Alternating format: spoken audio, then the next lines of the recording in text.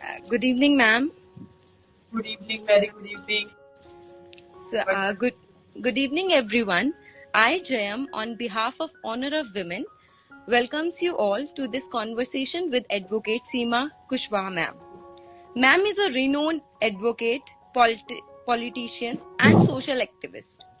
She is working tirelessly for the upliftment of women. She is a woman who raises her voice, fights for the cause, and represents the downtrodden members of the society. She thrives to bring change in the society so that justice can be done as well as it can be seen. So we hope that this conversation would act as a guide for the budding advocates as well as women rights activists. We welcome you, ma'am. And Thank you so much. And for our viewers, if you have any question, then you can put it in this box, comment box, and we will take up that question at the end of the session. Jaya, I think... Yes, I think I should keep my camera. Perfect. So let's start with this conversation. So ma'am मतलब मैं इसे जानना चाहूंगी कि जैसे कि हम लोगों ने जब मतलब एक बार निर्भया हुआ तो वो एक तरीके का टर्निंग पॉइंट था, तो उससे पहले जो आपकी लाइफ रही कि किस तरीके से आपने डिसाइड किया कि आपको लीगल प्रोफेशन ही चूज करना है या फिर मतलब क्या आपकी इंस्पिरेशन रही, तो वो थोड़ा सा आप मतलब अपनी लाइफ बिफोर निर्भया केस थोड़ा सा उसके लिए बताइए कि जया, सबसे पहले आपका बहुत बहुत शुक्रिया, thank you so much. Even आपकी पूरी टीम का मैं ऑनर ऑफ विमेन का थैंक्स स्पेशली बोलना चाहूंगी कि आप लोगों ने ये मुझे प्लेटफॉर्म प्रोवाइड करवाया और यहाँ पर हमारा जितना भी मोस्ट ऑफ दी जो यूथ है वो सभी एडवोकेट हैं और उसके साथ भी बहुत सारे हमारे इंस्टास के जो भी फॉलोअर्स हैं वो लोग जुड़े हुए देख रहे हैं हमें। जया, बिफोर निर्भया केस की अगर मैं बात करूं तो शायद इस देश की जो करोड़ों की पॉपुलेशन फीमेल की जिनके साथ बहुत सारे चैलेंजेस हैं और सबसे बड़ा जो चैलेंज मैं समझ पा रही हूँ कि आज की डेट में भी हमारी फीमेल के साथ बना हुआ है वो है उनको बेसिक एजुकेशन मिलना। वो चैलेंज मेरे पास भी था। मैं एक बहुत छोटे से गांव से आती हूँ, इटावा डिस्ट्रिक्ट उत्तर प्रदेश में है। मेरा गांव जो है वो अभी भी गूगल पर नहीं है और जिस लड़की का गांव गूगल पर नहीं है उसके लिए दिल्ली तक पहुंचना तो आसान नहीं था।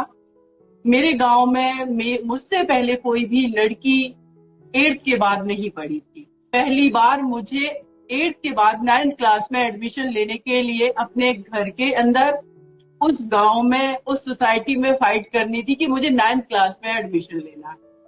उसके बाद कंटिन्यू मैं ये फाइट करती रही। मेरा स्कूल जो है वो बहुत दूर था मेरे गांव से, सिक्योरिटी का अलग एक चैलेंज था। उसके बाद मैं दूसरे डिस्ट्रिक्ट गई, औरैया डिस्ट्रिक्ट, जहां से मेरा ग्रेजुएशन कंप्लीट हुआ। उसके बाद मैंने कानपुर यूनिवर्सिटी से LLB पास आउट किया। जब भी मैंने किसी भी कॉलेज में एडमिशन लिया, स्कूल में जब भी गई, तो मैंने एक चीज देखी कि नो डाउट फीमेल को अगर मैंने वो अपॉर्चुनिटी ले ली जो जनरली गर्ल्स को विलेजेस में अभी भी प्रोवाइड नहीं है कि उनको बेसिक एजुकेशन मिले, मैंने उसको छीना। लेकिन उसके बावजूद भी वो डिस्क्रिमिनेशन मैं टीचर्स के माध्यम से, मैं अपने क्लासरूम में जो हमारे कलीग्स होते हैं उनके थ्रू भी मैंने देखा इस चीज को। कानपुर यूनिवर्सिटी से जब मैं LLB कर रही थी तो मैंने वहां पर भी चीजों को फेस किया। इवन की मैं अगर दिल्ली की बात करूं, जब मैं दिल्ली आ गई 2007 में यहाँ पर, तो मैं IAS की प्रोफेशन कर रही थी।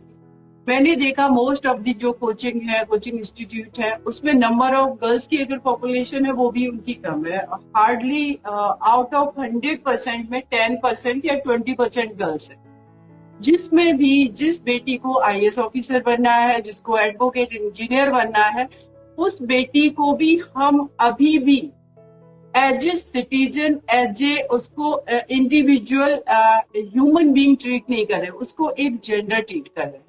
और उसको जब हम एज ए जेंडर ट्रीट कर रहे हैं तो हमारे कुछ नॉर्म्स गढ़ दिए हैं सोसाइटी ने। उसको सीधा होना चाहिए, उसको सिंपल होना चाहिए, वो बहुत डेयरिंग नहीं होनी चाहिए। हालांकि वो अलग बात है कि हमारी गवर्नमेंट हमारे इंटरनेशनल लेवल पे जो भी इंस्टीट्यूशंस है वो डेयरिंग फीमेल को सम्मानित कर रहे हैं, लेकिन एज ए सोसाइटी हम अभी भी इस तरीके के फीमेल को एक्सेप्ट करने को तैयार नहीं।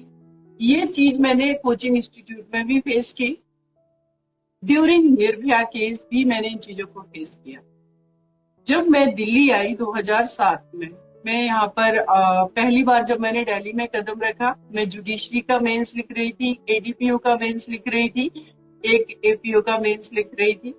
तो मैंने यहाँ पर भी डिस्क्रिमिनेशन वाला माहौल मैंने अपने देश की राजधानी में भी देखा। 2012 में, क्योंकि ये हमारी जो जर्नी थी इसमें मोस्ट ऑफ दी, अगर हम स्टेट की बात करें तो कोई भी स्टेट टाइम पर एग्जाम कंडक्ट नहीं करवा रहा था। 2007 में मैंने जब जुडिशरी दिया, उसका रिजल्ट 2009 में आया फाइनल, और मैंने इंटरव्यू दिया, मेरा फाइनल सिलेक्शन नहीं हुआ जुडिशरी में। देन मैंने यूपीएससी की प्रिपरेशन शुरू की। यूपीएससी की प्रिपरेशन के टाइम भी मैंने बहुत सारी चीजों को नोटिस किया कि गर्ल्स के घर से कॉल्स आते हैं, तुम अभी कहाँ हो, कोचिंग इतनी लेट तक क्यों है, लेकिन वो सवाल हमारे बेटों से नहीं, जबकि हमारे कोचिंग भी 9:30 9 o'clock तक चल रहे हैं। तो ये बेसिक की हमारी भी सड़कें हैं, और रात में अगर हमारे बॉयज पर्सन पढ़ने के लिए हमारे कलीग्स निकल रहे हैं तो हम क्यों नहीं पढ़ सकते। तो ये चैलेंज था, उन्हीं में से उसी चैलेंज को निर्भया ने भी फेस किया, क्योंकि रात का 8:30 बजे का टाइम था। वो बेटी भी साकेत मॉल से अपने फ्रेंड के साथ मूवी देख करके निकली, ऑटो नहीं मिला, बस में बैठी, और उस बस में उनके साथ वो क्रूअलिटी। तो अभी भी अगर मैं इस कंट्री की बात करूं या देश की राजधानी की बात करूं, ये प्रॉब्लम अभी भी हमारे देश में फीमेल फेस कर रही है। उन्हीं में से हमारी एक निर्भया थी। तो हमारी अपनी खुद की ये जर्नी मैंने बहुत शॉर्ट में बताने की कोशिश की कि इवन की ग्रेजुएशन में एडमिशन के लिए हमारे पास पैसे नहीं थे, तो मैंने अपने पैर की पायल, अपने कानों की बाली बेच दी। और आज भी मैं आपके प्लेटफॉर्म से भी फीमेल को इतना कहना चाहूंगी कि आपका सबसे बड़ा गहना आपकी एजुकेशन, आपकी अवेयरनेस, आपका इनोसेंट नहीं होना। फीमेल को इनोसेंट दिखना ही नहीं है, क्योंकि हमने जो नॉर्म्स गढ़े हैं कि फीमेल इनोसेंट है, उसको कुछ नहीं पता। इनोसेंट है इट मीन्स कि आपको दुनियादारी नहीं पता है। अगर आप इनोसेंट हो तो आप एडवोकेसी कैसे करोगे, अगर आप इनोसेंट हो तो पॉलिटिक्स कैसे करोगे, अगर आप इनोसेंट हो तो आप रिएक्ट कैसे करोगे, क्राइम के अगेंस्ट खड़े कैसे हो। तो कम से कम अपने राइट के लिए आपको अवेयर होना है। रिलेशनशिप में अच्छे रहिए, नो डाउट। देन जब मैंने ये निर्भया केस हुआ यहाँ दिल्ली में, उसके बाद उस टाइम में एक पीजी में थी, करीब 30-32 गर्ल्स हम लोग एक साथ रहते थे। जिस दिन ये क्राइम हुआ 16 की नाइट में, 17 मॉर्निंग 2012 में जब पता चला ये बात कि एक लड़की के साथ किस हद तक क्रूअलिटी की है, तो जया मैं आपको बताना चाहूंगी कम से कम 20 गर्ल्स की फैमिली के कॉल आए कि तुम दिल्ली से वापस आ जाओ। अगर तुम वहां पर सेफ और सिक्योर हो तब तो तुम आईएएस बनोगे, जज बनोगे। अगर आप सेफ और सिक्योर नहीं तो आप कैसे आईएएस या जज बन पाओ। और मुझे ये सारी चीजें देख करके अंदर से एक बहुत ही छटपटाहट हो रही थी कि एक तरफ हम क्लेम कर रहे हैं कि एडमिनिस्ट्रेटिव ऑफिसर बन करके पार्टिसिपेट करेंगे, सोसाइटी में चेंज करेंगे, पॉलिटिशियन बनेंगे या जज बनेंगे, और दूसरी तरफ हमारी जो बेसिक सिक्योरिटी है, हम फ्री मूव नहीं कर सकते अपनी कंट्री के अंदर। तो ये तो दोनों चीजें कि सोसाइटी का स्ट्रक्चर और एक तरफ विमेन एम्पावरमेंट, ये दोनों एक दूसरे के कभी कभी कॉन्ट्राडिक्टरी लगने लगते कि जब तक आप उनको basic security, basic education, basic food, उनको बेसिक राइट प्रोवाइड नहीं करवाओगे, तो फिर उसके बाद जो एम्पावरमेंट की अगर आप बात कर रहे हैं तो वो मुझे लग रहा है कि आप फेक हैं, आप एक्चुअल में एम्पावरमेंट नहीं चाहते। तो इन चीजों को जब मैंने फेस किया, मैं गर्ल्स के पेरेंट्स को समझा रही थी, उन गर्ल्स को रोक रही थी, प्लीज रुकिए, ये लड़ाई बहुत बड़ी है। अकेले में मुझे भी बहुत दुख होता था, रोती थी कि निर्भया में से मैं भी हो सकती थी, मेरी कंट्री की कोई भी बेटी हो सकती।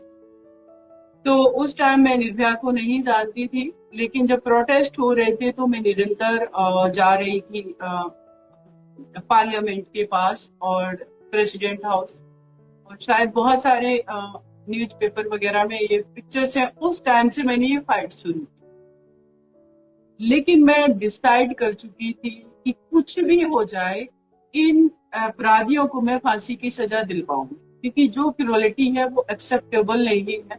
और हमारे देश के अंदर अभी भी अगर हम रेप की बात करें तो बहुत नंबर ऑफ फीमेल के साथ रेप हो रहे हैं, बच्चियों के साथ रेप हो रहे हैं, इवन की मर्डर हो रहे हैं। 302 और बी के मैटर्स हैं, जहां पर एक ट्रस्ट बद्दी रिलेशन में मैरिज करके फीमेल जा रही, कभी वो पंखे से टंगी है, कभी सिलेंडर पड़ रहा। तो इस तरीके की चीजें जब फेस करें तो मैंने उस दिन डिसाइड किया। निर्भया के पेरेंट्स को जब मैं मिली तो पता चला कि उनका केस जो है, शुरू में लोगों ने बहुत सपोर्ट किया, और जब भी वो आती तो लोग एक सपोर्ट में आ जाते, लेकिन लोग फिर भूल जाते। तो मैंने उनसे कहा, रिक्वेस्ट की कि मेरा लॉ जो है रजिस्टर्ड 2006 की मैं रजिस्टर्ड लॉयर हूँ, कि जब मैं खुद एडवोकेट हूँ तो मैं क्यों ना इस केस को फाइट करूँ। और वहां से जया मैंने इस केस को अपने हाथ में लिया। जी। मैम, आपकी स्टोरी वैसे बहुत इंस्पायरिंग है। पहले तो यहाँ से शुरू होके कि आपने इतनी सारी चीज की, उसके बाद फाइनली कि आपने उनका केस लड़ा। और ये बात बिल्कुल सही है कि जब सिंपैथी की बात होती है तब तो लोग आ जाते हैं, लेकिन जब फाइट की बात होती है किसी चीज के लिए, कि साथ खड़े होने की बात, और लंबे समय की, क्योंकि वो बहुत छोटी फाइट नहीं थी जो निर्भया के साथ मतलब आपने, उसके पेरेंट्स ने की, वो बहुत एक लंबे टाइम तक चली है। तो उसके लिए बहुत जरूरी है कि मतलब निरंतर प्रयास करते रहना, उसके साथ खड़े रहना डट कर। तो इसी से मेरा नेक्स्ट क्वेश्चन आता है कि मतलब आपको मतलब जो निर्भया का केस रहा, वो जैसे कि आपकी प्रोफेशनल लाइफ में एक टर्निंग पॉइंट था, तो उसने आपको पर्सनल लेवल पे और प्रोफेशनल लेवल पे मतलब उसने आपको कितना बदल दिया? क्योंकि आपका उसमें बहुत एनर्जी चाहिए थी, बहुत मेंटली और इमोशनली आपको सपोर्ट चाहिए भी था, और फाइनेंशियली भी सपोर्ट चाहिए था। तो उस टाइम मतलब उसने किस तरीके से आपको पर्सनल और प्रोफेशनल लाइफ दोनों आपकी बदली? देखिए जय, एक और मैं बात कहूंगी कि जैसे अभी निर्भया केस की बात करें, कि जैसे मैंने कहा कि कंटिन्यू लोगों को सपोर्ट करना चाहिए उस फैमिली का। रिसेंटली अभी मैं हाथरस केस को फाइट कर रही हूँ, जो गैंगरेप एंड मर्डर केस है, जिसमें फोर्सफुली बेटी को क्रिमेट कर दिया गया, जिसमें आपकी टीम के कई एक मेंबर हैं और वो हमारे साथ में है, जाते हैं, सपोर्ट करते हैं, बहुत सारी चीजें देखते हैं। तो उस केस को भी अभी मैं फाइट कर रही हूँ, और मुझे पता है कि देश के अंदर डिस्कशन नहीं है, वहां पर मीडिया भी कवरेज नहीं। तो ये स्ट्रगल अभी मैं अकेले ही कर रही हूँ। और मेरा ये मानना है कि अगर हमने किसी को कमिटमेंट किया, अगर हमारे देश की फीमेल की सेफ्टी सिक्योरिटी का सवाल, मैं सब कुछ तो नहीं कर सकती, बट जितना हमारी रिस्पॉन्सिबिलिटी है, जो चीजें हम तक आए उनको हम सीरियसली फाइट करें। आफ्टर निर्भया केस की अगर मैं बात करूं, जया, नो डाउट कि मैं सैल्यूट करती हूँ मेरे कंट्री के लोगों को, और मैं कहूंगी मेरा भारत ही मेरा परिवार है। क्योंकि जब मैं अपने परिवार से फाइट कर रही थी कि मुझे पढ़ने दिया जाए, और मेरे बहुत सारे फैमिली मेंबर्स एग्री नहीं थे, तो हमारे उस एरिया के बहुत सारे जो हमारे अंकल, चाचा, ताऊ और हमारे टीचर्स, वो मेरे साथ खड़े हुए, उन्होंने सपोर्ट किया। तो लोगों का, मुझे बाहर के लोगों का हमेशा प्यार मिला, चाहे मेरे कॉलेज के टीचर्स हों या हमारी फ्रेंड्स के फादर हों, इस तरीके से। और माहौल बनता जाता था। इवन कि मैं कभी अगर ट्रेन में भी बैठ गई और जल्दबाजी में टिकट नहीं लिया, तो मैं आपको कहूंगी आज कि हालांकि ये इलीगल है कि जल्दबाजी में नहीं ले पाया, तो ट्रेन के अंदर भी प्रोविजन में बनवा सकती। लेकिन कभी कभी ऐसा हुआ कि फीमेल जो वहां बैठी हुई है, जो वहां फैमिली बैठी हुई है, उन्होंने ऐसे ट्रीट किया मुझे। जब मैं कानपुर से इटावा अप डाउन करती थी, 3 घंटे का, 2 घंटे का सफर पता नहीं चलता था। खाना उनके साथ शेयर किया मैंने, उनके साथ पर्सनल चीजें शेयर की, और ऐसे फील किया कि पूरी कंट्री में मैं ऐसे घूम रही हूँ कि ट्रेन भी मेरी है, बसेस भी मेरी है, स्कूल कॉलेज सब कुछ मेरा, मेरा भारत मेरा अपना। तो लोगों ने इतना प्यार दिया। आफ्टर निर्भया केस वो चीजें इस लेवल पर बढ़ गई हैं कि अगर कोविड के टाइम के बाद का मैं बताती हूँ कि जब भी आज भी अगर मैं मास्क वेयर करती हूँ और हटाती हूँ, लोग आइडेंटिफाई कर लेते हैं। तो लेडीज इतना टाइट से हक करेंगी, गले लग जाएंगी, या कोई भी मेल पर्सन भी देखेंगे, बेटी आपने बहुत अच्छा किया। तो प्यार तो इतना ज्यादा मुझे मिला जिसका मुझे लगता है कि ताउम्र मैं नहीं चुका पाऊंगी। अगर मैं प्रोफेशनली बात करूं तो नो डाउट जया कि एक गांव की बेटी के लिए इस हद तक आकर के फाइट करना और उस लॉबी के अंदर एंटर करना जहां पर ऑक्सफोर्ड से पढ़े हुए एडवोकेट है, जहां पर कैम्ब्रिज से पढ़े हुए एडवोकेट है, सुप्रीम कोर्ट, हाई कोर्ट, या हम पूरे भारत की बात करें, एक बेटी जो बिल्कुल कहेंगे कि मिडिल क्लास से आकर के उस जगह अपने आप को स्थापित उसने किया। तो वो जब मैंने अपने आप को उस जगह रखा जया, तो शायद मैंने प्रोफेशनली तो नहीं रखा था, क्योंकि निर्भया के केस को मैंने पर्सनली, प्रोफेशनली से ज्यादा पर्सनली हैंडल, क्योंकि अगर केस लिस्ट होना है सुप्रीम कोर्ट में, तो सुप्रीम कोर्ट में कोई भी एडवोकेट मुझे नहीं लगता है कि रेगुलर जाकर के रजिस्ट्रार के पास बैठेगा मेरा मैटर लिस्ट करिए। लेकिन मैं 7-8 बजे तक बैठी थी वहां। मैं प्रेसिडेंट ऑफ इंडिया के पास जा रही थी और मैं उनको रिक्वेस्ट कर रही थी थ्रू लेटर कि हमारी माननीय आपसे ये अनुरोध है कि आप कहते हैं कि बेटी सेफ और सिक्योर हो इस देश की, तो आपके पास जो मर्सी पिटीशन पेंडिंग है उसको आप उस पर निर्णय लीजिए, एक्शन लीजिए। मैं नहीं कहती हूँ कि आप रिजेक्ट या उसको एक्सेप्ट कीजिए, बट उस पर एक्शन लीजिए। तो आपने भी देखा कि इस तरीके से सिस्टम के थ्रू काम कराना वो तभी पॉसिबल है जब आप चीजों को पर्सनली लें। 4 एक्यूज थे, उन चारों एक्यूज ने अपना इंडिविजुअल राइट को इस तरीके से, चारों ने अपने राइट को इस तरीके से इंडिविजुअली उसको प्रोसीड करवाया कि चारों ने ऐसे करवाया कि उसमें जो टाइम साइमल्टेनियसली लगना चाहिए था वो इंडिविजुअली लगा। इसीलिए पोस्टपोन होती गई मर्सी पिटीशन, और जो भी इनका एग्जीक्यूशन का जो था डेट वो पोस्टपोन होता चला। तो ये आसान नहीं था। कभी कभी ऐसा होता था कि ना तो की फैमिली मेंबर भी नहीं है, विक्टिम साइड से कोई भी एक सपोर्ट करने के लिए एडवोकेट नहीं है, मेरे पास गाड़ी नहीं है, मेरे पास ऑटो है, फाइल इतनी मोटी है कि हाथ में दर्द होने लग रहा है, बैग भी टांगे हुए हूँ, सुबह से खाना भी नहीं खाया। तो ये सारे चैलेंजेस मैं सिर्फ इसलिए फेस कर रही थी कि निर्भया भी हमारे देश की बेटियों में से एक थी, और वो अगर मेरी छोटी सिस्टर होती मैं ऐसे ही फाइट करती। तो मैंने वैसे ही निर्भया के लिए फाइट किया। मैं कहूंगी वो प्रोफेशनली नहीं, पर्सनली था। लेकिन आफ्टर निर्भया केस मैंने एक चीज नोटिस की कि जब मेरा नाम बहुत ज्यादा हुआ नेशनल लेवल पे, तो लोगों ने मुझ पर भरोसा दिखाया, और आज मेरे पास केसेस की कमी नहीं। लेकिन हाँ, ज्यादातर मेरे पास रेप मैटर्स आते हैं, विमेन के अगेंस्ट क्राइम वाले मैटर आते हैं, और उन मैटर्स में क्या होता है कि फीमेल ऑलवेज विक्टिम है, तो उनके पास फिनेंशियल क्राइसिस भी रहती है, तो फी बहुत ज्यादा नहीं आ पाती है उस लेवल पे। लेकिन हाँ, जो हमारे पास अदर मैटर्स आते हैं, बेल एप्लीकेशन हो गई, बेल कराना, तो उन सारे जो हमारी फी आती है उसको मैं इस साइड लगा करके फीमेल के सपोर्ट के लिए ऐसे मेरा काम चल रहा है। तो केसेस की भी कमी नहीं है। एक नॉर्मल जो मिडिल क्लास लोगों को रिक्वायरमेंट होती है अपनी वकालत करने के लिए, फैसिलिटी के लिए, तो वो सारी चीजें नो डाउट की इम्प्रूव हुई है। Yes ma'am, thank you ma'am. So अब मतलब थोड़ा सा कोरोना की बात कर लेते हैं, क्योंकि अभी हम लोग रिकवर हुए हैं। तो कोरोना टाइम्स में हमने देखा कि बहुत मतलब सब लोग घर पे ही थे, तो उसमें मतलब मैं दोनों की तरफ से पूछना चाहूंगी, विमेन एडवोकेट्स की तरफ से भी, कि मतलब उन्हें, क्योंकि ये होता है नए नए एडवोकेट्स आए हैं, और उसके जैसे कि हम लोग थे तो उस टाइम हमारा पास ईयर हुआ है, उसके बाद ये लग गया लॉकडाउन, तो केसेस क्लाइंट्स वगैरह में तो बहुत प्रॉब्लम हो रही थी आने में।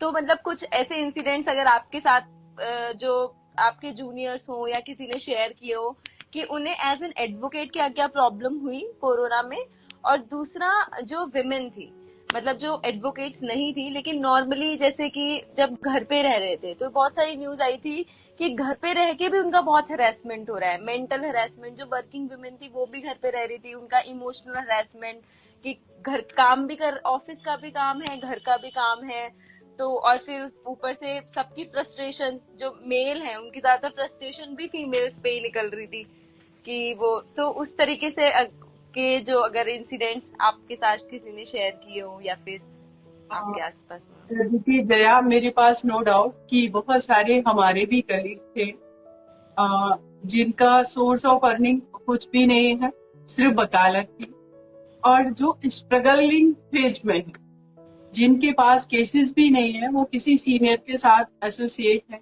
और वहां पर अगर केस नहीं आ रहे हैं तो सीनियर ने तो इतना सेविंग है कि वो सरवाइव कर जाएंगे। बट जो हमारे स्ट्रगल करने वाले जो जूनियर है, एडवोकेट है, वो कहाँ जाए?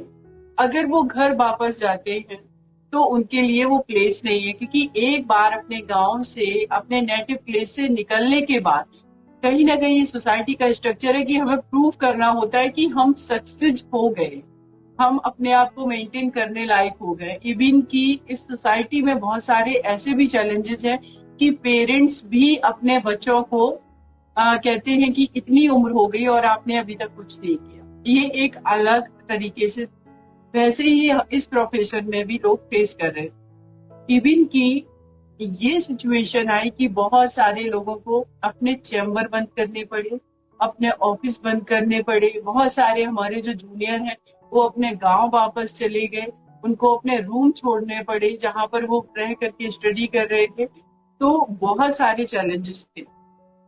अगर फीमेल की बात करें तो एक सबसे बड़ी प्रॉब्लम ये है कि जो चैलेंजेस हमारे मेल पर्सन फेस करते हैं, और जब ऐसी पैंडेमिक जैसी स्थिति आई तो फीमेल के लिए वो डबल चैलेंज हो, क्योंकि अगर उसको घर जाना है 1 साल के लिए तो पेरेंट्स कहते हैं कि तुमने सफिशिएंट देख लिया, कोविड लग गया है, अब तुम्हारी कोई अर्निंग नहीं है, तो इससे बेटर है शादी कर देते हैं।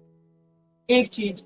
दूसरा, जो वर्किंग फीमेल है या जो हाउस वाइफ, उनके साथ एक सबसे बड़ी प्रॉब्लम ये आई कि जो प्लेस उनको उनके हस्बैंड के ऑफिस जाने के बाद जो उनका घर है वो उनके हिसाब से चल रहा था। वो अपने घर में वो एरिया पर्टिकुलर टाइम अगर कहें 10 बजे के बाद से लेकर के 4-5 बजे तक का उनका, लेकिन उस स्पेस को भी अब उनके हस्बैंड ने ऑक्यूपाई कर लिया, क्योंकि वो 24 आवर्स घर में।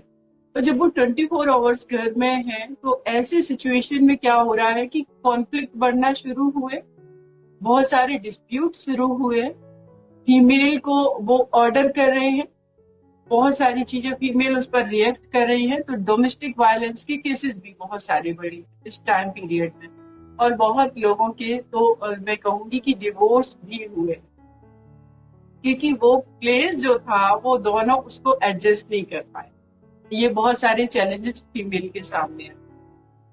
बहुत सारी कंपनियां बंद हुई। अगर बात करें, बहुत सारी मल्टीनेशनल कंपनियां भी आउट ऑफ इंडिया वो चले गए, यहाँ से वापस हो गए। बहुत सारी और भी कंपनियां बंद हुई। तो जो भी हमारी फीमेल जिनको अपने घर से बाहर निकलने का मौका नहीं मिला था, एटलीस्ट अपने आप को मेट्रो सिटी में आकर के प्रूव करने की कोशिश कर रहे थे, तो उनको भी वापस होना। और उनके सामने तो मैंने अभी कहा कि जस्ट डबल चैलेंज है कि शादी कर दी जाएगी, शादी करने के बाद भी क्या पता कि पार्टनर के परमिशन से हमें आगे कंटिन्यू जॉब करनी है नहीं करनी है, फैमिली बनानी है, और फैमिली बनाने के बाद अपने आप को भी मेंटेन रखना है, इस लाइक हमें अपने आप को स्टेबल रखना है, अपनी बॉडी को, अपनी हेल्थ को, अपने मेंटल स्टेटस को, इमोशनल स्टेटस को, जिससे हम जॉब करने लायक भी बचे। तो ये इस तरीके के चैलेंजेस इंडिया में फीमेल के साथ है, जिस पर इवन की मुझे लगता है कोई बात ही नहीं करना चाहिए। इसीलिए आपने देखा होगा कि डोमेस्टिक वायलेंस के जब केसेस होते हैं तो जब मेंटेनेंस के लिए फीमेल जाती है तो वो उस शख्स से मेंटेनेंस मांग रही है जिसके लिए उसने फैमिली बनाई, जिसके लिए उसने सेक्रीफाइस किया, जिसके लिए उसका जो टाइम पीरियड था जहां पर अपने आप को ग्रो कर सकती थी, सब कुछ उसको दे। तो ये फीमेल के साथ तो नो डाउट जया बहुत सारे चैलेंजेस है, लेकिन अच्छी चीज ये है कि आपके जैसी या बहुत सारी हमारी फीमेल अब तो एडवोकेसी में भी आ रही है बहुत सारे जगह, तो चेंज होगा सोसाइटी में। Yes ma'am. Yes. Ma'am actually इस चीज में ना मुझे ये भी लगता है, क्लाइंट्स वाली चीज में एक तो ये होता है कि वो लोग जो मतलब क्लाइंट जो होते हैं वो ये भी सोच के अच्छा ये तो लड़की है तो ये कितना ही मतलब हमारा केस अच्छे से कर पाएगी एफिशिएंटली कि नहीं लड़ पाएगी केस। तो इस वजह से भी कई बार ना विमेन को थोड़ा वो होना पड़ता है, जो विमेन एडवोकेट्स होती हैं एक्चुअली जया क्या है ना उनका जो कि देखिए मैंने कॉन्फिडेंस शेक कहा कर ना, जाता है कि विमेन एक्चुअली को नहीं एक देखकर। और प्रॉब्लम है जया। देखिए दो चीज है, मैं हमेशा फीमेल को ये कहती हूँ कि आप कहीं पर भी हैं, ये सोसाइटी आपको नहीं इजिली एक्सेप्ट करेगी एज ए ह्यूमन बीइंग। वो अभी भी आपको एज ए जेंडर देखते हैं। और अगर इस कंट्री की बात करें, इवन की इस कंट्री की नहीं, होल वर्ल्ड की आप बात कर लीजिए, फीमेल को अभी भी सेकंड सेक्स ही उसको ट्रीट किया जाता है कि वो सेकंड जेंडर है। अब वो जब सेकंड जेंडर है तो उसकी जो चीज है वो एक्सेप्टेंस नहीं है। मैं एक आपको इंसिडेंट बताती हूँ अपना खुद का। मैं जयपुर में थी, हमारे कलीग्स और लोग साथ में थे हम लोग। तो जब वापस आ रहे तो ट्रैफिक पुलिस वालों के साथ कुछ बातचीत हुई, मतलब छोटा सा डिस्प्यूट हो गया। अब हमारे जो कलीग्स हैं उनसे वो बात कर रहे हैं, और जब मैं आगे आई क्योंकि वो मुझे पर्सनली नहीं पहचान पा रहे थे, तो जब तो कह रही मैम आप गाड़ी में बैठिए।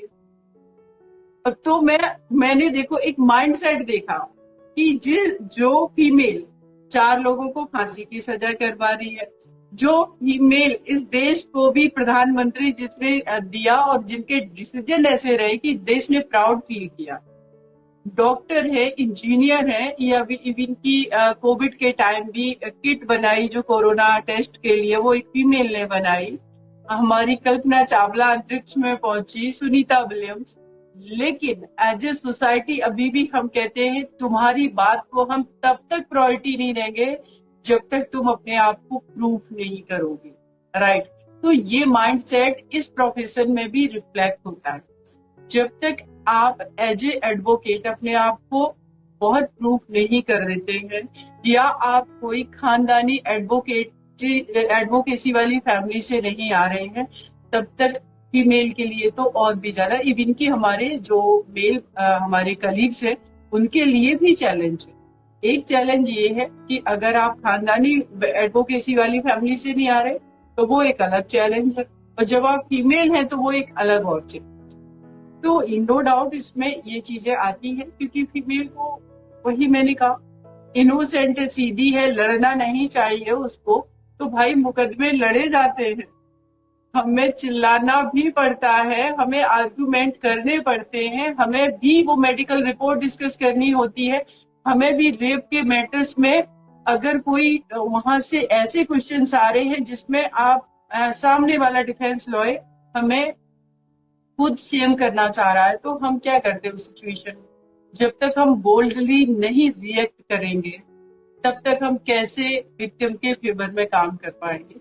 और इन चीजों को हमने निर्भया केस में, हाथरस केस में भी मैंने फेस किया, और कर रही हूं मैं कि एक आपको छोटा सा इंसिडेंट बताती हूँ कि उस बेटी की जब मदर का नहीं उसके ब्रदर का जब स्टेटमेंट हो रहा था, तो वहां पर उसकी पैंटी जो थी बिटिया की उसको रखा गया क्योंकि उसको हमें एग्जिबिट कराना था कि ये इसमें है प्रूफ के रूप में, एविडेंस के रूप में। तो वो डिफेंस के लॉयर के साथ और 5-6 लॉयर खड़े हुए थे, वो कहते इस पैंटी को अच्छे से आइडेंटिफाई कर लेना। आप समझ रहे हो जया? तो मैंने कहा डेफिनेटली इसको करना है, तब वो डाउन हुए। तो अब हमसे कोई ये उम्मीद करे एज ए लॉयर कि मैं एक इनोसेंट लॉयर बन करके वहां पर चुप रहूं, क्योंकि ये क्वेश्चन उधर से आ रहे, और ऐसे तमाम सोसाइटी के मेल माइंडसेट से जब क्वेश्चन आते हैं, पैट्रियार्किकल माइंडसेट से, तो फीमेल कैसे अपने आप को स्टैंड कर पाएगी वो? तो मेरा ये मानना है जया, आप जिस प्रोफेशन में है उसको आप अपने आप को वहां जस्टिफाई करिए। जैसे क्वेश्चंस वैसा ही रिएक्शन। हम सिर्फ एक बॉडी हैं, हम ह्यूमन बीइंग हैं, हम उस जेंडर की अनइक्वलिटी को एक्सेप्ट नहीं करते हैं। मेल हमें बाद में एक्सेप्ट करेगा, पहले एज ए फीमेल हमें एज ए ह्यूमन बीइंग अपने आप को एक्सेप्ट करना। ये लड़ाई हमारी इस लेवल तक लड़ी जा रही बहुत आवश्यक है। यस मैम, यस मैम, बिल्कुल सही। सो मैम, इसी से मेरा दूसरा क्वेश्चन भी रिलेटेड है कि मतलब अभी आपने रिसेंटली पॉलिटिक्स ज्वाइन की है, अभी जो इलेक्शन हुए थे, तो पॉलिटिक्स हुआ, ये लीगल फील्ड हुआ, दोनों ही मेल डोमिनेटेड ही हैं। तो पॉलिटिक्स में आपको कुछ सिमिलर ही एक्सपीरियंसेस हुए हैं, या फिर क्योंकि पावर डायनेमिक्स अगर देखें कि जैसे वो भी मेल डोमिनेटेड है, लीगल फील्ड देखा जाए, और पॉलिटिक्स में भी ज्यादातर यही चलता है, तो मतलब फिर वहां पे आपका एक्सपीरियंस कैसा रहा? मतलब एज अ वुमेन आपको क्या क्या लगा कि अगर मेल होते तो वो अलग एक तरीके की वहां पे सिचुएशन फेस करनी पड़ती? इसमें नो डाउट जया कि अगर हम इंडिया के जितने भी प्रोफेशन की मैं बात करूं, सिवाय एक टैग के कि इस फीमेल के वजह से घर चल रहा है, क्योंकि वो खाना बना रही है, वो सुबह उठ रही है, पति को मेंटेन कर रही है, बच्चों को स्कूल भेज रही है, उसकी अपनी आइडेंटिटी कुछ भी नहीं है। सिर्फ इंडिया में इस चीज को एक्सेप्ट किया गया। बाकी अगर उसने उस चार दीवारी से, फीमेल ने घर से बाहर कदम बढ़ाया और वो किसी भी प्रोफेशन में जाए, इवन कि वो अगर टीचर भी है, अगर प्रोफेसर भी है, अगर एडवोकेट है, डॉक्टर है, इंजीनियर है, हर जगह पर इन सारी चीजों को उसको फेस करना पड़ता। एज ए वीमेन मैंने भी पॉलिटिक्स में भी उन चीजों को, नो डाउट कि मैं एक ऐसी पार्टी में हूँ जहाँ डिसिप्लिन बहुत अच्छा है और फीमेल के लिए बहुत अच्छा माहौल है। मेरी पार्टी के जितने भी पॉलिटिशियन हैं, और सबसे बड़ी बात कि बीएसपी की जो हमारी राष्ट्रीय अध्यक्ष हैं बहन सुश्री कुमारी मायावती जी, वो एक ऐसी उनकी आइडेंटिटी है, ऐसी पहचान है कि शायद उनकी पार्टी में किसी फीमेल पर तो कोई उंगली भी नहीं उठा सकता। तो ये मुझे फक्र महसूस होता है। लेकिन फिर भी मैंने एक चीज को नोटिस किया कि अभी भी जो मेल माइंडसेट है ना, वो अभी भी फीमेल को उस लेवल पे नहीं देखना चाहता। उसके लिए यहाँ पर भी उसकी डबल फाइट हो जाती है कि एक तो उसको अपनी कंट्री के लिए काम करना है as a female, as a politician, उसको भी उसी तरीके से काम करना है पॉलिटिक्स में आगे बढ़ने के लिए जिस तरीके से मेल कर रहा है, लेकिन मेल उसको एक्सेप्ट करने को तैयार नहीं।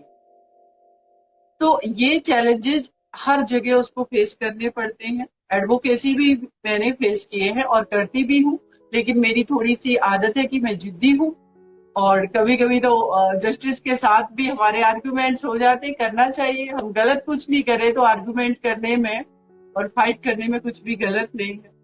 बाबा साहब ने उस समय में फाइट किया जब पूरा सोसाइटी उनके अगेंस्ट में था।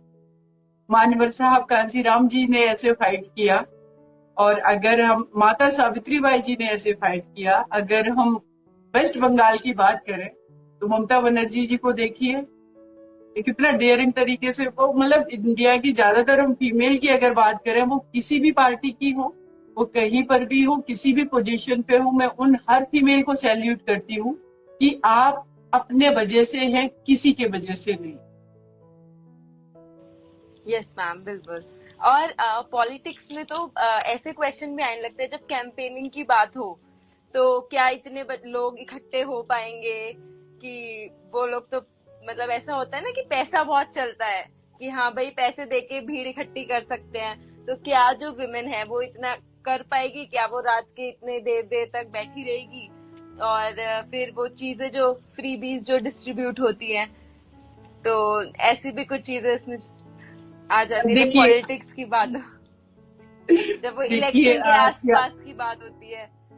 I know. देखिए एक चीज है, सबसे मेन बात कि जब किसी फीमेल को इलेक्शन फाइट करना, तो नो डाउट पैसों की जरूरत होगी। ये जरूरी नहीं कि पॉलिटिक्स में बहुत पैसा चलता है, नो डाउट कि चलता भी है और नहीं भी चलता है। ऐसे लोग भी स्ट्रगल करके आए हैं। अगर हम प्रेजेंटली बात करें तो हमारे देश की राष्ट्रपति द्रौपदी मुर्मू जी बनी हुई है।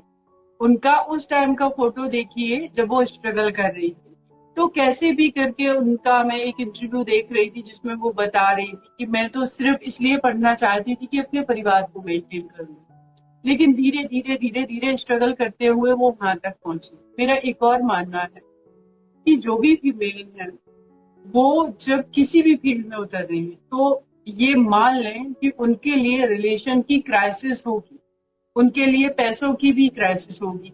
क्योंकि हमारी कंट्री में अभी 2005 में ट्रांसफर प्रॉपर्टी एक्ट आया जिसमें फीमेल को प्रॉपर्टी का राइट दिया गया है अपने फादर की प्रॉपर्टी में, वो भी जो इंसेस्टर प्रॉपर्टी है उसमें। उससे पहले फीमेल के पास प्रॉपर्टी का राइट नहीं है। पूरा सिस्टम पैट्रियार्किकल है जहां पर जमीन जायदाद घर बैंक बैलेंस किसके पास है? मेल के पास।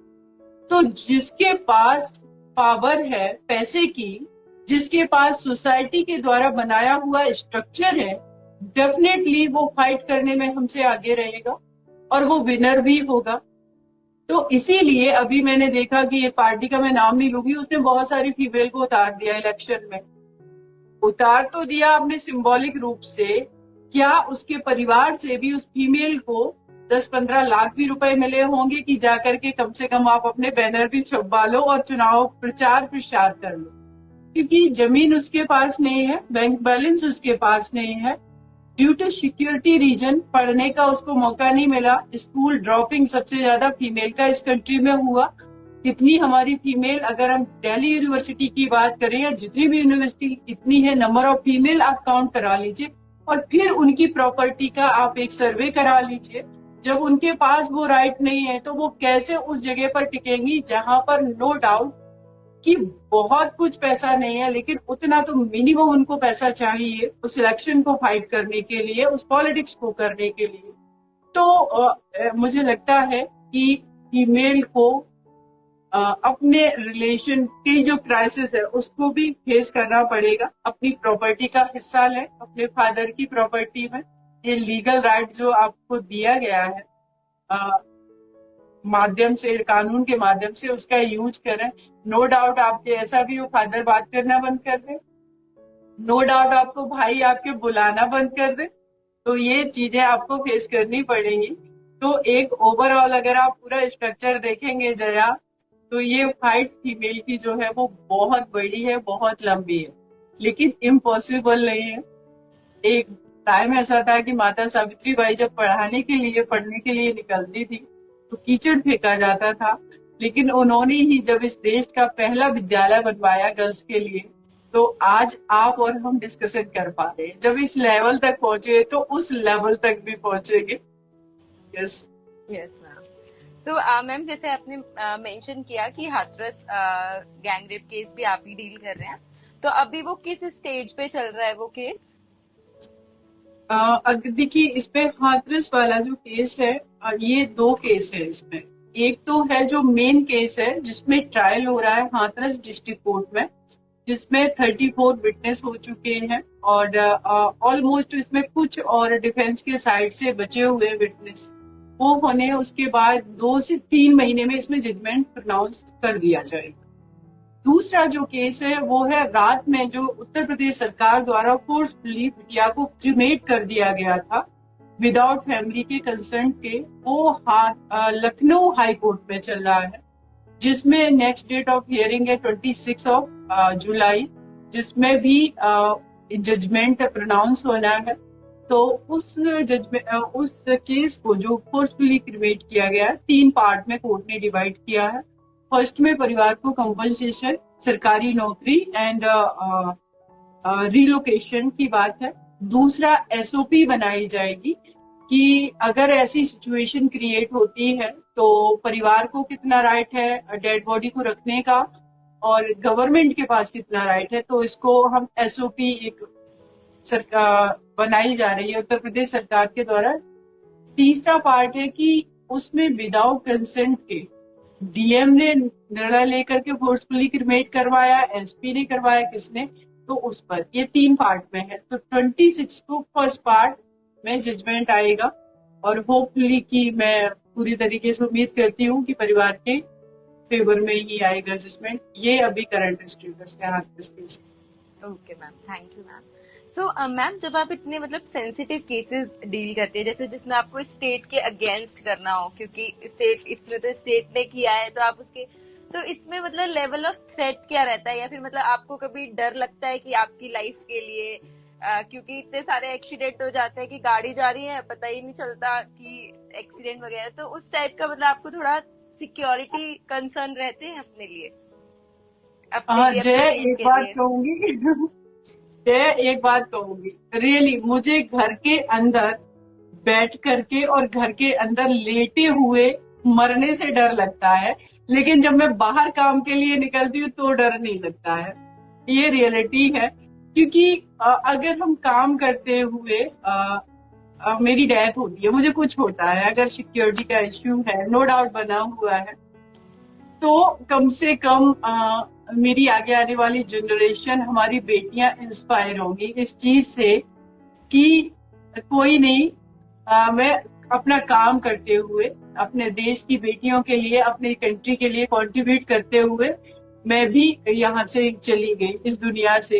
लेकिन अगर मैं घर में बैठे हुए ऐसा कुछ हो जाए, किसी बीमारी, तो बीमारी से मरने से डर लगता है, काम करते हुए ऐसे नहीं मैं डरती हूँ बिल्कुल भी। दूसरा मैं कहूंगी कि हाथरस केस में 5th ऑफ मार्च को इवन की पूरे कोर्ट रूम में हाथरस के करीब 15-20 वकील आकर के मुझसे लड़ाई कर रहे थे कोर्ट रूम के अंदर कि आप दिल्ली से आके केस नहीं लड़ सकती हैं, और एक ये कौन सीमा कुशवाहा होती है कैसे, तो बहुत लड़ाई हुई। उन सब से मैं अकेले फाइट कर रही थी कोर्ट में। जज को मुझे सिक्योरिटी घेरे में रखना पड़ा, 5 लोग पुलिस मुझे कोर्ट रूम के अंदर सिक्योरिटी में लिए हुए, तभी नहीं मैं डरी और निरंतर मैं जा रही हूँ। अभी एक गाड़ी मुझे स्कॉर्ट करने आती है दिल्ली से, लेकिन मैं जानती हूँ कि बहुत मतलब उसका भी नहीं है। अगर कोई इस तरीके से टेक्नोलॉजी डेवलप हुई है, कौन मुझे मार दे क्या, तो चैलेंज अभी भी है जया, लेकिन नहीं, स्टिल फाइट करते ही जाना है। मरना एक दिन सभी को है, तो काम करते हुए मर जाएंगे तो ज्यादा बेटर है मुझे लगता है इसे। Yes ma'am. मैम, आपकी स्पिरिट जो है ना वो मतलब बहुत ही पॉजिटिव और बहुत ही इंस्पायरिंग है, मतलब जो भी अभी एडवोकेट्स, तो मेरा नेक्स्ट क्वेश्चन जो है वो यही है कि अ, अभी निर्भया हुआ, उसके बाद जैसे आप हाथरस ये वाला गैंगरेप केस, तो थोड़े हाईलाइटेड मैटर्स हैं ये आप डील कर रहे हैं, तो 10 साल होने जा रहे हैं कि जब वो हुआ था, और इसमें तो आपको क्या लगता है जो क्रिमिनल जस्टिस डिलीवरी सिस्टम है, कि जिस तरीके से हमारे कोर्ट काम कर रहे हैं, क्योंकि उसके बाद अमेंडमेंट्स हुए हैं और ये सब, तो उसमें कितना चेंज हुआ है, क्योंकि आपने वो टाइम भी एक्सपीरियंस किया था और अभी भी आप जो अभी एक्सपीरियंस कर रहे हो, तो क्या कुछ चेंज हुआ भी है कि नहीं हुआ, वैसा ही है सब कुछ सिस्टम, या फिर थोड़ा सा इम्प्रूव हुआ है उस पे थोड़ा? नो डाउट जया, इम्प्रूवमेंट है, इसको हम डिनाई नहीं कर सकते हैं कि after Nirbhaya case debate discussion female के राइट्स को लेकर के शुरू हुए, और हमारे सोसाइटी के अंदर भी वो चेंज धीरे धीरे दिख रहा है, लेकिन सडनली नहीं हो सकता है, क्योंकि सोसाइटी का कोई भी स्ट्रक्चर जिसमें चीजें सदियों से बनी आई हुई है वो इजिली नई चीज को एक्सेप्ट नहीं करता। फीमेल को जहां पर हम उसको as a officer, as a politician नहीं एक्सेप्ट करने को तैयार थे, तो टाइम तो लगेगा। उसको हम सिर्फ घर में हाउस वाइफ की तरह देख रहे थे, लेकिन आफ्टर निर्भया केस अगर हम लीगल एस्पेक्ट पर बात करें तो सीआरपीसी में भी अमेंडमेंट किया गया, जुवेनाइल जस्टिस एक्ट में, एंड आईपीसी में भी बहुत सारे अमेंडमेंट किए गए, लेकिन उसका इम्प्लीमेंटेशन नहीं है जया। आउट ऑफ 100 अगर 30% कन्विक्शन रेट है, तो फिर 70% जो केसेस पेंडिंग है उसमें क्रिमिनल कहाँ है?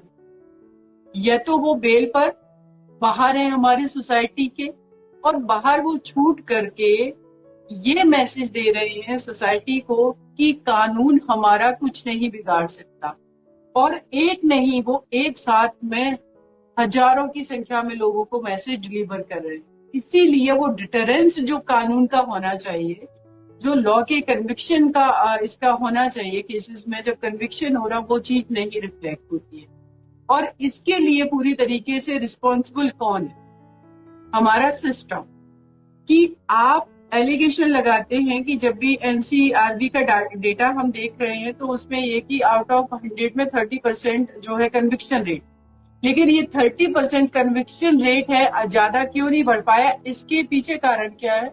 तो इसके पीछे डेफिनेटली सोसाइटी है। अगर आपके पास टेक्निकल सफिशिएंट पुलिस सिस्टम नहीं है तो वो स्टेट की रिस्पॉन्सिबिलिटी है, उसको आप बढ़ाइए। अगर लोगों का सोसाइटी में माइंडसेट नहीं अभी चेंज हुआ है, अभी भी क्राइम हो रहे हैं, तो उसके लिए अवेयरनेस प्रोग्राम चलाना गवर्नमेंट की रिस्पॉन्सिबिलिटी है। आप अवेयरनेस कार्यक्रम में आप स्कूल, कॉलेज, यूनिवर्सिटी सबको आप एसोसिएट कीजिए।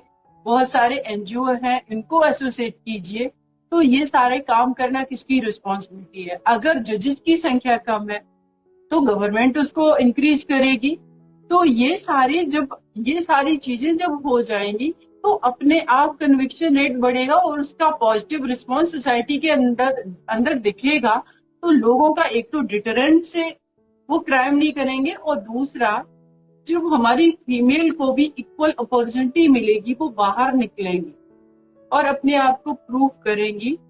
तो बदलाव होगा। और ये हम सब लोग निरंतर देखते आ रहे हैं। अभी लास्ट ओलंपिक की, इसी ओलंपिक की बात करें, इक्विवेलेंट हमारी बेटियां मेडल लेकर के आई हैं ओलंपिक में। और उससे पहले की अगर हम ओलंपिक की बात करें तो मेरे बेटा तो एक भी मेडल इंडिया का लेके ही नहीं आया, सारा बेटियां लेके आई। तो उनको हमें एज ए सोसाइटी अपने परिवार से बाहर निकालने की जरूरत है। उनको ऐसा नहीं कि हमने सिर्फ किसी यूनिवर्सिटी में पढ़ा दिया, उनको प्रॉपर एक्सपोजर देने की जरूरत है। उनको उस सोसाइटी के अंदर भेजिए जहां पर प्रॉब्लम्स है, जिससे वो उस सोसाइटी के प्रॉब्लम्स को समझे, तो अपनी लाइफ में भी आने वाले प्रॉब्लम्स को हैंडल कर सके वो। इसके लिए पेरेंट्स या ब्रदर अपने जो भी है उनके तरफ ना देखे, कम से कम अपनी बेटी को इस लायक बना दीजिए कि उसकी डिपेंडेंसी कम हो जाए। अगर उसकी डिपेंडेंसी कम होगी तो अपनी लाइफ के निर्णय खुद लेगी। और ये चीज 100% है जया कि एक फीमेल अगर सोसाइटी में एजुकेटेड होती है, वो जॉब करती है, एडमिनिस्ट्रेशन में आती है, डेफिनेटली वो बहुत ही ऑनेस्टली से वर्क करती है, वो किसी भी पोजीशन पे होगी। तो फीमेल जब आगे बढ़ेगी तो सोसाइटी के अंदर जो कमियां खामियां हैं वो भी चेंज होगी। तो शायद मुझे लगता है करप्शन भी कम होगा, क्राइम भी कम होगा, पॉलिटिक्स में भी अच्छे लोग आएंगे, कानून भी अच्छे पास होंगे, और जो कंट्री के अंदर अदर प्रॉब्लम्स है फीमेल के अलावा वो भी सॉर्ट आउट होंगे। तो इसीलिए फीमेल का पार्टिसिपेशन इस सोसाइटी में होना बहुत जरूरी है। इसीलिए उनको इक्वल अपॉर्चुनिटी देना बहुत जरूरी है। उनको फिनेंशियली, मेंटली, इमोशनली स्ट्रॉन्ग करना बहुत जरूरी है। Yes yes ma'am. So ma'am, इसके बाद मतलब जैसे कि जो कुछ तो मैटर हो जाते हैं जो मतलब मीडिया हाईलाइटेड हो जाते हैं, जिसमें मतलब मीडिया अटेंशन ले लेती है या मीडिया ट्रायल हो जाता है, तो सबका मतलब सबके मुंह पे वही नाम होता है। लेकिन बहुत सारे ऐसे रेप केसेस हैं जिनका पता भी नहीं लगता। तो मतलब उन विक्टिम्स का क्या, जो वो प्रोसिक्यूटर्स होती हैं, मतलब उनको कैसा मतलब एक तो ये भी चीज हो सकती है, उन्हें लगता है कि अच्छी बात है कि मतलब मीडिया का अटेंशन नहीं मिला, मतलब फैमिली के लिए शेम नहीं बनी वो। लेकिन दूसरा ये, क्योंकि मीडिया का अटेंशन नहीं मिलता, इसलिए उस मैटर को प्रॉपर मतलब उसका जो ड्यू मिलना चाहिए, क्योंकि वो फिर इग्नोर हो जाता है इधर उधर। तो मतलब उसमें आपको क्या लगता है, मतलब जो मैटर हाईलाइट नहीं हो पाते, कि मतलब उसमें उनका फायदा है कि उनका नुकसान हो रहा है, कि मीडिया को ज्यादा से ज्यादा रिपोर्ट करना चाहिए, या फिर उनको जो उनके एक प्रिजुडिस रहता है कि नहीं नहीं बताना है कि वो तो शेम हो जाएगी फैमिली के लिए। तो उन मैटर्स का क्या रहता है? क्योंकि हमने जैसे सुनते हैं कुछ तो फेमस हो जाते हैं केसेस कि जिनका ट्रायल भी हमें पता होता है कि हाँ, लेकिन कुछ ऐसे भी होता है जो हाईलाइट ही नहीं हो पाते, लेकिन इनजस्टिस तो उनके साथ भी हो रही है। मेरा ये मानना है जया कि किसी भी मैटर को जस्टिस किसी भी बेटी को मिलने के लिए उस मैटर का हाईलाइट होना बिल्कुल जरूरी नहीं। ये सिस्टम ऑटोमेटिकली, जो एक सिस्टम वर्क करता है, इसको उस हिसाब से वर्क करना चाहिए।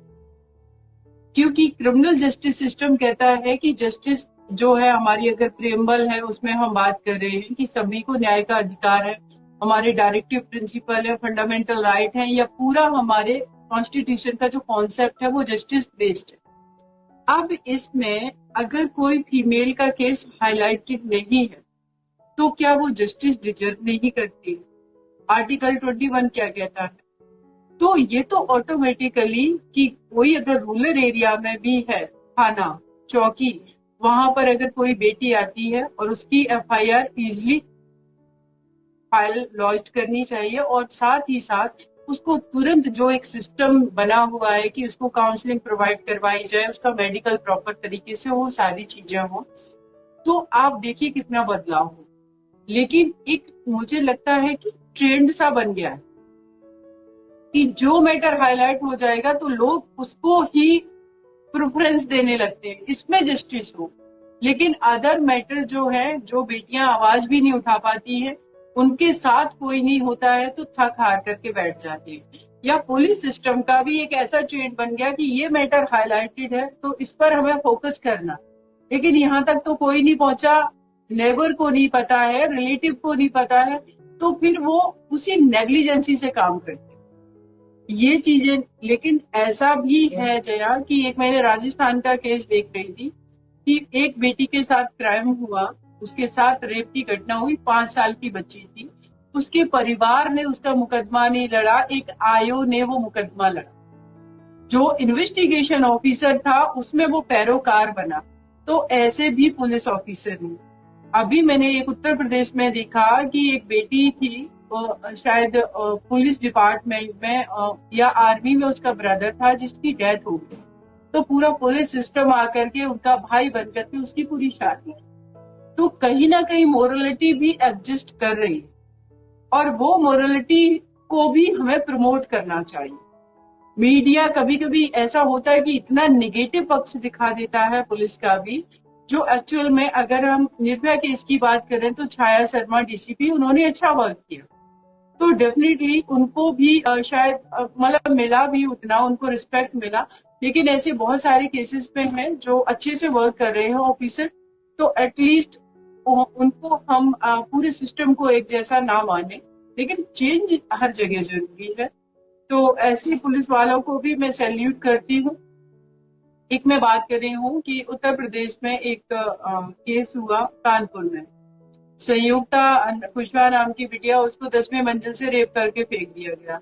उस टाइम जो कानपुर में पुलिस कमिश्नर थे अरुण अजीम जी, मैंने देखा कि मैंने जब उनसे रिक्वेस्ट की तो उन्होंने मुझे रात में, हम 10 बजे से लेकर के 12 बजे तक उनके पुलिस कमिश्नर के ऑफिस में बैठे, उन्होंने प्रॉपर टाइम दिया, हर समस्या को सुना। हमारे ऑफिसर्स की भी कमी नहीं है इस देश के अंदर, तो इसी वजह से कहेंगे कि और कुछ वर्स्ट कंडीशन हो सकती थी तो हम उस एस्पेक्ट पर भी सोचेंगे कि उससे भी हम बचे हुए हैं। लेकिन जो प्रॉब्लम्स हैं वो भी कम नहीं है, तो उसका भी सॉल्यूशन, समाधान मिलकर के सारा सिस्टम करेगा। आगे आने वाली हमारी जो जनरेशन है, यूथ है, जो कि बहुत ऑनेस्ट है, डेडिकेटेड है, डिवोटेड है और डिटरमाइंड है, तो ये सारी चीजें जब होंगी तो डेफिनेटली चेंज होगा। Yes ma'am, thank you ma'am.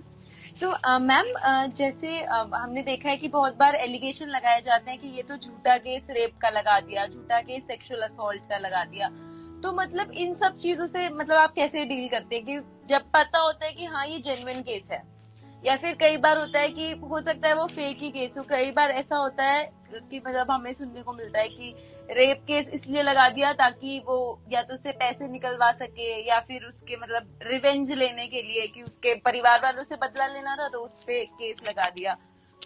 तो कई बार तो झूठा भी लगाया जाता है, लेकिन कई बार ये होता है वो जेन्युइन केस होता है लेकिन फिर भी एलिगेशन लगा दिए जाते हैं ताकि उसको इन श्रेणी में ला दिया जाए कि हाँ ये तो झूठ है, और फिर लोगों का विश्वास उस लड़की की बात से हट जाए। यस, नो डाउट जरा कि सोसाइटी के दोनों पक्ष हैं, और इसमें बहुत सारे, जब कानून किसी के फेवर में बनता है तो कुछ लोग ऐसे भी होते हैं उसका मिसयूज करते हैं। अभी कई केसेस ऐसे आए हैं जिसमें सुप्रीम कोर्ट की भी वर्डिक्ट आया है कि लड़का लड़की लिव इन में है, और जब वो लिव इन से गए तो लड़की ने उन पर रेप का केस कर दिया। तो सुप्रीम कोर्ट ने भी जजमेंट दिया कि इसमें अगर आपकी कंसेंट थी तो फिर वहां पर उसको रेप नहीं माना जाएगा।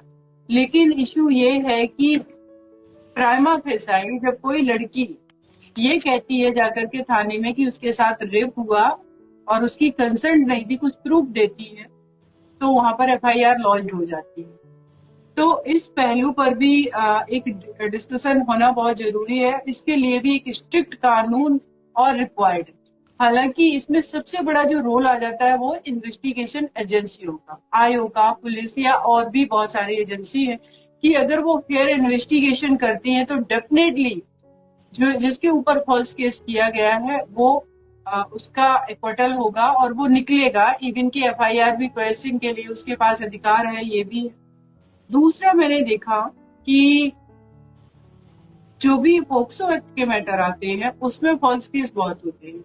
लड़की माइनर है, लड़का जो है वो अडल्ट है, और जब परिवार को पता चलता है कि उनकी बेटी का किसी लड़के के साथ अफेयर है और रिलेशनशिप में है, तो बेटी पर दबाव डाला, उसने झूठा स्टेटमेंट दे दिया, लड़के के अगेंस्ट किडनैपिंग और पोक्सो एक्ट में मुकदमा करवा दिया। तो मैंने एक चीज नोटिस की कि एक पहलू जो सोसाइटी का है वो ये है कि रिलेशनशिप जो है लड़का लड़की की, इस समाज में लड़के की रिलेशनशिप को हम इजीली एक्सेप्ट कर ले रहे हैं। लड़के अगर किसी लड़की के साथ रिलेशनशिप है, उसके पेरेंट्स को पता है, तो वो इतना ज्यादा नहीं, ज्यादा कहेंगे कि पढ़ाई पे ध्यान दे, ऐसा कुछ मत कर, ठीक है एक उम्र है तू नौकरी कर ले। लेकिन लड़की के वहां पर करेक्टर पर क्वेश्चन खड़ा हो, और उस करेक्टर को बचाने के लिए क्या करते हैं पेरेंट्स, दिखा देते कि नहीं उनकी बेटी रिलेशनशिप में नहीं थी, उनकी बेटी फिजिकल किसी के साथ इंटीमेट नहीं हुई है, उसके साथ अपराध हुआ है, और ऐसे केस भी करते हो। बाद में वो लड़की स्टेटमेंट भी देती है कोर्ट में जाकर के। तो इस तरीके का भी तो इस सोसाइटी को भी बदलना पड़े, लड़का लड़की के रिलेशनशिप को इक्वल तरीके से उसको एक्सेप्ट करे। ऐसे ही अगर लिबरल रिलेशनशिप की बात करें तो अभी भी इस देश के अंदर जो लड़की लिव इन में रह करके आई है ना, उसको अगर उसका जो बुढ़वी है, उसका फियोंसे है, उसको पता चलता है ना, तो शायद उसकी जिंदगी को ना वो मैं कहूंगी कि इंडियन लैंग्वेज में नर्क बना दे, अगर वो थोड़ा ब्रॉड माइंडेड नहीं। और वहीं अगर मेल पर्सन जो है इजिली अपनी पार्टनर को बताता है, आगे आने वाली पार्टनर को, कि मैं उसके साथ लिव इन में था, इतने साल तक था, मेरा ब्रेकअप हो गया, मेरी सारी, तो ये क्या है इस सोसाइटी का मतलब? इसलिए तो पूरी तरीके से डिस्क्रिमिनेटरी सोसाइटी है कि एक तरफ जब दोनों पार्टनर अपनी जो भी फिजिकल उनकी नीड है या मेंटली वो एक दूसरे से सपोर्ट कर रहे थे, इमोशनली साथ में थे, तो फिर दोनों को एक जैसी रिक्वायरमेंट होगी। वहां पर मेल को आप एक्सेप्ट कर ले रहे हो, फीमेल को एकदम से। तो ऐसे सिचुएशन में भी फीमेल क्या करती है, वो सोचती है कि मेरी कहीं और शादी नहीं हो पाएगी, मेरी लाइफ खराब होगी, तो इससे बेटर है इसके ऊपर ही केस कर दो। कंसेंट भले ही थी, लेकिन उसका टाइम, एनर्जी और सारी चीजें बर्बाद हुई है, बहुत सारी चीजें तो वो कर रही है फीमेल। तो इस सोसाइटी में भी अगर सोसाइटी उन दोनों को इक्वल ट्रीट करना शुरू कर दे तो ऐसी सिचुएशन को भी हमें फेस नहीं करना पड़े। यस मैम, बिल्कुल। तो हम अपने सेशन के एंड में आ गए हैं। तो जितने हमारी ऑडियंस है उन्हें कोई क्वेश्चन पूछना है मैम से? मैम देख लेते हैं अगर ऑडियंस के पास कोई क्वेश्चन हो। Okay okay sir.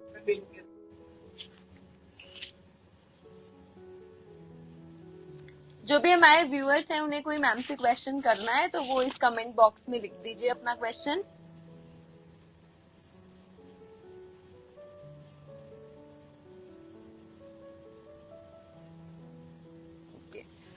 तो मैम हम अपना फिर एंड करते हैं सेशन। तो मतलब मैं बस लास्ट में ये पूछना चाहूंगी, वैसे तो आपने बहुत सारी चीजें बता दी हैं, लेकिन अगर मान लो कुछ रह गया हो मेरी तरफ से पूछना, तो मतलब क्या ऐसा आप एडवाइस या सजेशन देना चाहेंगी जो बडिंग लॉयर्स हैं उनको, कि मतलब जो उनके करियर में हेल्प करे या उनकी लाइफ में हेल्प करे?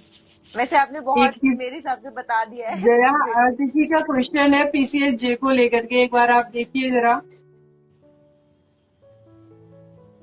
क्वेश्चंस बहुत सारे आना शुरू हो गए हैं।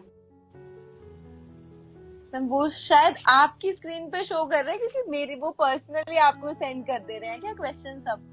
आप लोग इस कमेंट बॉक्स में ओके। डाल दीजिए अगर डाल सके तो।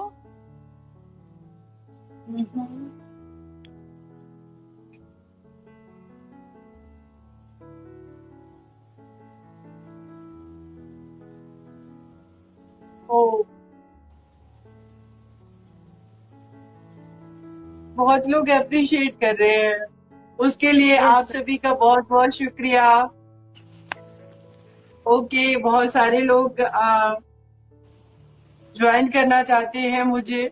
तो देखिए, इस पेज यस पर मैम। हमारे जितना भी इस पेज के जो भी है एडमिन है या जो भी पूरी इनकी टीम है, आप इनको कांटेक्ट कीजिए, ये लोग मुझे कांटेक्ट कर लेंगे। के लिए ये मैं एक बात यहाँ पर के पीसीएसजे की लिए मैम, पोजीशन यस के यस, वो लिए ये क्वेश्चन मैं पूछ रहे थे। बताना चाहूंगी। हर इंसान अपने तरीके से चीजों को, किसी भी परीक्षा को क्वालिफाई करने के लिए एग्जाम को प्रिपरेशन करता है।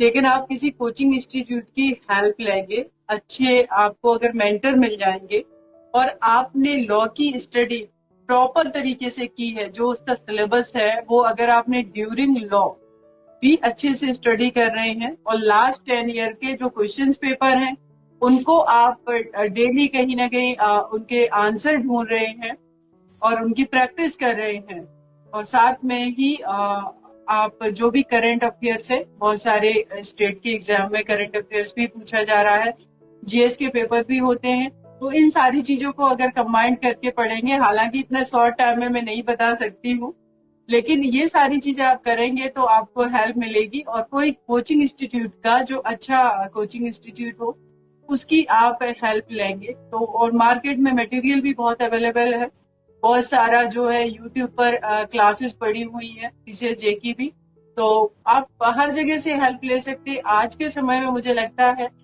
कि किसी के पास लैकिंग नहीं है मटेरियल की और इंफॉर्मेशन की, उसका आप यूज कीजिए तो होगा। ठीक है मैम, एक क्वेश्चन तो ये है कि कोई है अनमोल ब्रार, वो निर्भया की मॉम से मिलना चाहते हैं, तो क्या आप ओके मतलब ओके। मुझे बता। हाँ तो मतलब आई डोंट नो कि मतलब वो सही है बताना कि नहीं, नहीं, तो वो आप वो देख आपकी लीजिए। टीम को, जया जी, वो आपकी टीम को कांटेक्ट कर लेंगे, ठीक है। तो मैं बता दूंगी उनका लिंक कि कैसे वो मिलेंगे, तो डेफिनेटली वो ठीक है मिल सकते। Sir. Okay ma'am. Yes. Ma'am तो हाँ, अब हमारे पास क्वेश्चंस तो नहीं आ रहे, सब मतलब ग्रेटफुली है हम्म। इस सेशन के लिए और आपके लिए कि आप इतना अच्छा, मतलब आप इतना अच्छा बोलते हैं, इतना आपकी स्पिरिट इतना अच्छी है। तो एक ने पूछा है कि ma'am how to face frustration during law course, जैसे कि लोग ताने मारते हैं या नेगेटिव पॉइंट बोलते हैं प्रोफेशन के अगेंस्ट, तो वो कैसे डील किया जाए। देखिए, मैं कहूंगी जिनका भी ये क्वेश्चन है, नाम मैं नहीं पढ़ पा रही हूँ। मैं मैम मेरे गांव से जब कौम्या निकली। गौतम का है ये question, Kaumya Gautam. Saumya Gautam. Kaumya Kaumya. Saumya. Ma'am it's K कौम्या।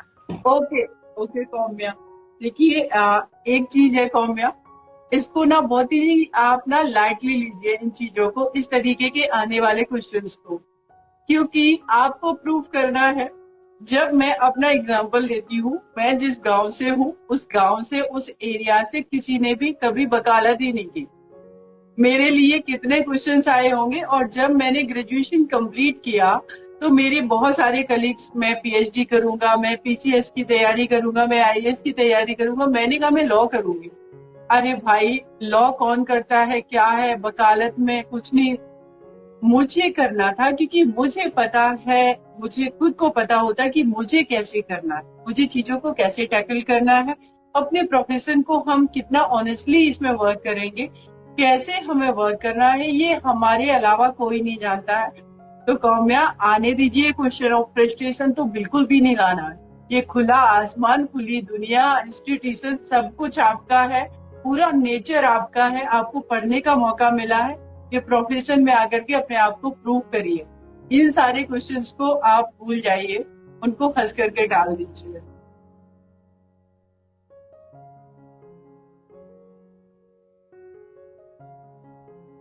Jaya, आपकी वॉइस नहीं आ रही है।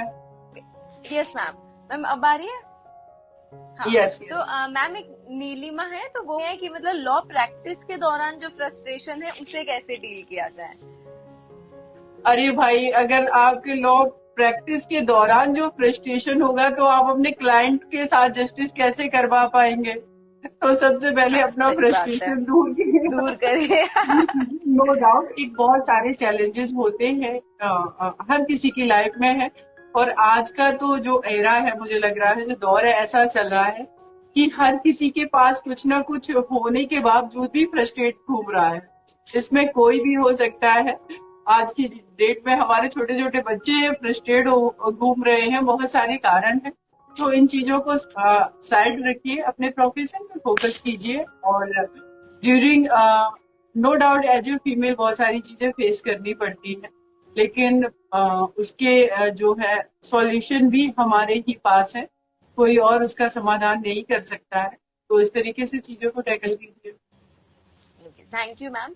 मैम अब ओके। मतलब जो लॉ में करियर क्या क्या हो सकते हैं, जो करियर प्रोस्पेक्ट्स हैं उनके लिए थोड़ा बता दीजिए कि करियर देखिए, जैसे लॉ लॉ सबसे तो करने के मेन बाद। तो यही है कि पूरा जो भी ट्रेंड है इंडिया में, जो लोगों का माइंडसेट है कि अगर आप लॉ कर रहे हैं तो आप वकील बने। सबसे पहले तो वकालत ही है आपके लिए। और वकालत में भी आप क्रिमिनल अच्छे लॉयर हो सकते हैं, सिविल के हो सकते हैं। साथ ही साथ आप बहुत सारी मल्टीपल जो मल्टीनेशनल कंपनियां हैं, वो अपने यहाँ लीगल एडवाइजर को रखती हैं। बहुत सारी कंपनियां जो हैं अपने यहाँ इस तरीके की एक लीगल टीम को भी बनाती हैं। तो आप उन कंपनियों को भी अप्रोच करिए। जितने भी ग्रुप हैं आज, रिलायंस, अडानी ग्रुप, इन सब में भी हमारे युवा जो है एडवोकेट है, पढ़ करके जा रहे हैं। आप एलएलएम कर सकते हैं। एलएलएम के बाद पीएचडी करके आप टीचिंग लाइन में भी जा सकते हैं। इवन कि आप लॉ करने के बाद जो कॉम्बिनेशन है, आप इतना डेयरिंग हो जाते हैं कि साथ में आप पॉलिटिक्स को भी साइड में आइए। बहुत जरूरी है, फीमेल का आना तो बहुत जरूरी है पॉलिटिक्स में। और उसके अलावा आप अपना लॉ कॉलेज खोलिए, आप कोचिंग इंस्टीट्यूट खोल सकते हैं, आप जज बन सकते हैं, जुडिशरी में जा सकते हैं। तो इसीलिए मैं कहती हूँ कि लॉ एक मुझे काफी परफेक्ट फील्ड लगता है। जो कहीं पर भी सक्सेस नहीं है, वो यहाँ आकर के लॉ कर ले तो कहीं ना कहीं वो अपने आप को सेट कर लेगा, क्योंकि बहुत कुछ उसको पता चल जाता है। सोसाइटी का सही फेस, बहुत सारी चीजें पता चलती है। तो अगेन यही कहूंगी जया, आप सभी को ऑल द बेस्ट। आगे थैंक यू सो बढ़िए। Much ma'am. थैंक यू और सो मच सारे यूथ मैम। को मैं कहूंगी, आप सब क्वालिटी, आप सबके अंदर एक इंडिविजुअल, एक डिफरेंट क्वालिटी है। सीमा के अंदर जो थी, मैंने उससे बहुत सारी चीजें हासिल की। अपने प्रोफेशन के प्रति ईमानदार रहिए। जो लोग आपके खास हैं उनके प्रति ईमानदार रहिए। और जरूरी है लाइफ में आगे जाने के लिए। और आप लोग एकदम से कॉन्फिडेंस से आगे बढ़िए। जरूरी नहीं है कि हम किसी को फॉलो करें। ऐसा भी हो सकता है कि इन फ्यूचर हम अपने आप को प्रूव करेंगे, हम ट्रेंड बदलेंगे तो लोग हमारे हुए फॉलोअर बनेंगे। ठीक है। All the thank you best so सभी मच को। Ma'am. Thank you so much. और जितने भी जो हमारे व्यूअर्स इंटर्नशिप या इन सब से रिलेटेड क्वेश्चन कर रहे हैं, तो वो हमारी टीम को कांटेक्ट कर लें, वो आपको बता देंगे। क्योंकि बहुत सारे क्वेश्चंस ओके। ऐसे आ रहे हैं, तो मैंने उनको एक ही बार में बोल दिया ये चीज कि वो बार ओके, बार and time all the best देना जया। चाहिए। All the thank you best. Ma'am. आपके सभी व्यूअर्स को all the best. Thank you so much. आप लोगों से बात करके अच्छा लगा, स्पेशली जया आपसे बात करके अच्छा लगा। Thank you thank so you so much much ma'am. आपकी पूरी team. Okay, thank you. Thank you.